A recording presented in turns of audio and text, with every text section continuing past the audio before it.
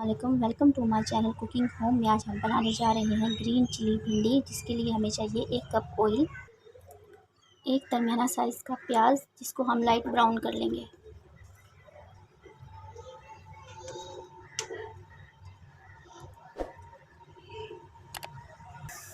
हम इसको light brown करेंगे और फिर हम इसके अंदर भिंडी शामिल कर देंगे।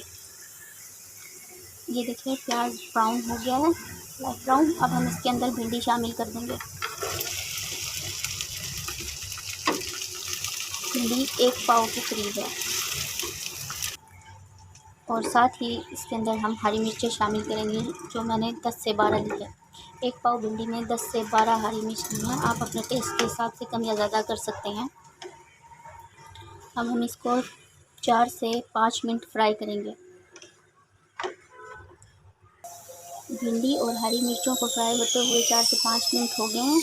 अब हम इसके अंदर 1 टीस्पून नमक शामिल करेंगे और उसको मिक्स करेंगे।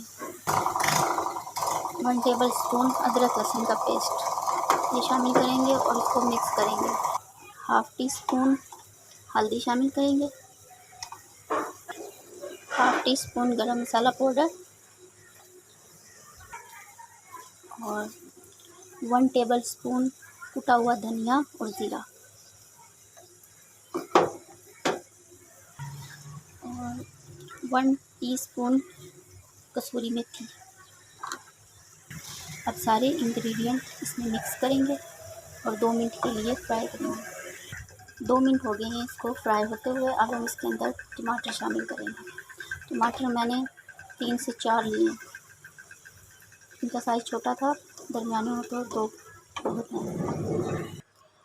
अब मैं इसको 4 से 5 मिनट के लिए दम पर रख दूँगी। इसमें पानी डालने की ज़रूरत नहीं है क्योंकि टमाटर पानी छोड़ देते हैं, इसलिए इसी तरह मैं इसको दम पर रख दूँगी। 4 से 5 मिनट गुजर चुके हैं। ग्रीन चिली भिंडी तैयार है। ये लीजिए, ग्रीन चिली भिंडी तैयार है।